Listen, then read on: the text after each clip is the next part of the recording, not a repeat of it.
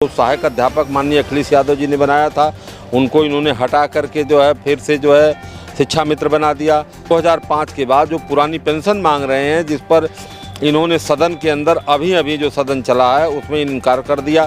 तो शिक्षा को पूंजीपतियों के हवाले करने की इनकी पूरी नीति है। माननीय मुलायम सिंह यादव जी शिक्षकों के नेता कहे जाते थे। यादव जी जब उत्तर प्रदेश के मुख्यमंत्री बने तो उन्होंने शिक्षा मित्रों को फर्श से अर्थ पर पहुंचा दिया। उसका जो कुछ भी भला हुआ है वो समाजवादी पार्टी की सरकार में हुआ है, और जो अहित हुआ है वह भारतीय जनता पार्टी की सरकार में हुआ। इसलिए पूरा शिक्षक 100% मैं कह दूं तो जी कि न कोई नीति है, न कोई सिद्धांत है, न कोई उनका वजूद है। वो क्या बोलेंगे, किसको कब क्या कह देंगे, किसको कब क्या कह देंगे, किस पार्टी में सुबह रहेंगे, शाम को किस पार्टी में चले जाएंगे, फिर दूसरे दिन किस पार्टी में चले जाएंगे, उनका कोई ठिकाना नहीं। और इस वक्त मैं मौजूद हूँ जनपद मऊ विधानसभा में, घोसी विधानसभा में मौजूद हूँ। यहाँ उपचुनाव चल रहा है। मेरे साथ मौजूद हैं एमएलसी साहब जो सपा के हैं। अब इनसे जानकारी प्राप्त करते हैं कि कैसा चुनाव चल रहा है, कैसे लोग आपसे मिल रहे हैं, कैसी कैसी बातें कर रही हैं, क्या लग रहा है कि चुनाव सपा जीत सकती है कि नहीं, या भाजपा जीत सकती है। बहुत बहुत स्वागत है सर आपका। मैं लाल बिहारी यादव, शिक्षक एमएलसी वाराणसी, जब से घोसी विधानसभा क्षेत्र में आया हूँ, मैं शिक्षकों का प्रतिनिधि होने के नाते मैं शिक्षकों के बीच में विद्यालयवार जा रहा हूँ, और एक भी शिक्षक अभी तक मुझको नहीं मिला जो बीजेपी को वोट करे, क्योंकि बीजेपी की नीतियाँ जो हैं उससे सारे शिक्षक नाराज़ हैं। जैसे शिक्षा मित्र हैं तो शिक्षा मित्रों को जो सहायक अध्यापक माननीय अखिलेश यादव जी ने बनाया था, उनको इन्होंने हटा करके जो है फिर से जो है शिक्षा मित्र बना दिया। जो 30,000 पाते थे उसको 10,000 पर ले आ दिया। जो है वित्तविहीन के शिक्षक 4 लाख हैं उत्तर प्रदेश के अंदर, उनको जो है 2 अरब रुपया प्रति ईयर के हिसाब से, साल के हिसाब से माननीय अखिलेश यादव जी जो है मानदेय देते थे। इनकी सरकार आई तो उसको भी बंद कर दिया, तो वो अभी नाराज़ हैं। एडेड विद्यालय के जो शिक्षक हैं वो उसमें जो एक तदर्थ शिक्षक हैं उनका साल भर से वेतन रोके हुए हैं। और जो जितने नए शिक्षक हैं 2005 के बाद जो पुरानी पेंशन मांग रहे हैं, जिस पर इन्होंने सदन के अंदर अभी जो सदन चला है उसमें इनकार कर दिया कि हम पुरानी पेंशन नहीं देंगे जो है, और उनकी सेवा नियमावली बदल दिया जो है एडेड विद्यालय के शिक्षकों की। सारे आयोग को भंग करके एक आयोग का गठन कर दिया।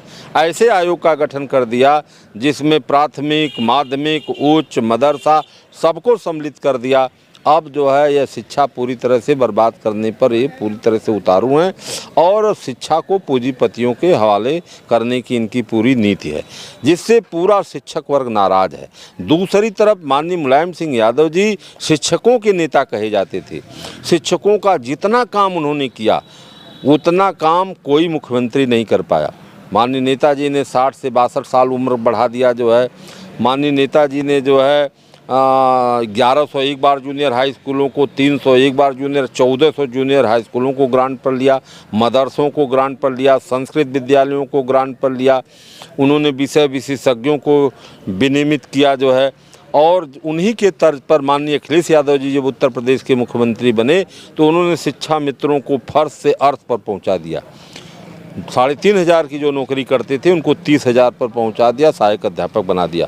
और जो वित्तविहीन विद्यालय के शिक्षक जो भूखमरी के शिकार हैं आज, वह उनके ज़माने में उन्होंने ट्रेजरी से सीधा उनको भुगतान 2 अरब रुपया कर दिया जो है। इससे शिक्षक पूरी तरह से, और जो आज तदर्थ शिक्षक 1 साल से वेतन उनका रोका हुआ इस सरकार द्वारा, और माननीय अखिलेश यादव जी ने 2000 तक के तदर्थ शिक्षकों को विनियमित कर दिया। 2001 के बाद वालों को विनियमित करने के लिए कहा, लेकिन सरकार उनकी चली गई। इस तरह से दोनों पार्टियों के अंदर दोनों की जो है तुलना किया जाए तो शिक्षकों का जो कुछ भी भला हुआ है वो समाजवादी पार्टी की सरकार में हुआ है, और जो अहित हुआ है वह भारतीय जनता पार्टी की सरकार में हुआ। इसलिए पूरा शिक्षक 100% मैं कह दूं तो अतिशयोक्ति नहीं है, सभी के सभी समाजवादी पार्टी के पक्ष में खड़े हैं और मैं पर डे जो है उन्हीं के बीच में रहता हूं। इसलिए जो है मैं आपको जो वास्तविक रिपोर्ट है उसको बता रहा हूं कि 100% शिक्षक समाजवादी पार्टी को चाहता है और भारतीय जनता पार्टी की नीतियों से पूरी तरह से जो है नाराज़ है। यही ओम प्रकाश राजभर जी सर आप लोगों के साथ में थे विधानसभा 2022 के चुनाव में। योगी और मोदी जी को तमाम तरीके का उन्होंने बात रखी, भीख मंगवा देंगे, गुजरात भेज देंगे, तो रिश्ता कैसे सर टूट गया है आपका उनका? देखिए यह हाई लेवल की बात है रिश्ता टूटने का, लेकिन मैं एक चीज़ केवल कहूँगा कि माननीय ओम प्रकाश जी कि न कोई नीति है, न कोई सिद्धांत है, न कोई उनका वजूद है। वो क्या बोलेंगे, किसको कब क्या कह देंगे, किसको कब क्या कह देंगे, किस पार्टी में सुबह रहेंगे, शाम को किस पार्टी में चले जाएंगे, फिर दूसरे दिन किस पार्टी में चले जाएंगे, उनका कोई ठिकाना नहीं जी। और उनके वर्ग के लोग आज जो देख रहे हैं ये पीला गमछा लगा करके आपके बगल में खड़े हैं, ये पूरा समाज उन्हीं का है, उन्हीं के पार्टी के लोग हैं। ये सारे लोग विरोध में इसलिए खड़े हैं कि जैसे दारा चौहान की जो दशा, अभी चुनाव जीते तब तक जो है इस्तीफा दे दिए, जो है इस्तीफा देकर फिर भाजपा से आए थे, फिर भाजपा में चले गए। ये दारा चौहान और माननीय ओम प्रकाश राजभर, इन दोनों नेताओं से जनता पूरी तरह से ऊब गई जी। इनकी बात पर कहीं कोई विश्वास ही करने वाला नहीं है कि ये दोनों कब किस घड़ी में क्या करवट लेंगे। इसलिए इनको जो है ये समाज से पूरी तरह से जो है उपेक्षित और बहिष्कृत हो चुके हैं। अब झूठी जो है वो अपना वो कर रहे हैं कि हम जो है इनको जिता देंगे या हम जो है, अरे भाई तुम अपनी पार्टी को नहीं संभाल पाए, पार्टी 2 खंड में हो गई, जो है कैसे आप जिता लोगे? जो जैसे सर आप क्षेत्र में घूम रहे हैं, लोगों से मिल रहे हैं, क्या समीकरण आ रहा है? देखिए समीकरण ये है कि सुधाकर सिंह जी यहाँ पर लोकल प्रत्याशी हैं, दारा सिंह चौहान बाहरी प्रत्याशी हैं। उस बार तो दारा सिंह चौहान को जनता ने माननीय अखिलेश यादव को मुख्यमंत्री बनाने के लिए जिता दिया और इनका टिकट कट गया।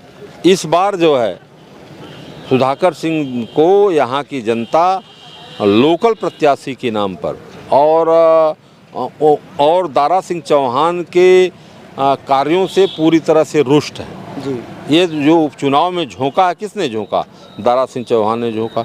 ये गए थे मंत्री बनने, मंत्री बन नहीं पाए, फिर चले आए जो है विधायक बनने, तो विधायक तो थे ही, तो फिर जनता को क्यों चुनाव में झोंका? ये सरकार का पैसा क्यों फिर दोबारा जो है खर्च किया? इसलिए जनता पूरी तरह से इनसे नाराज़ है।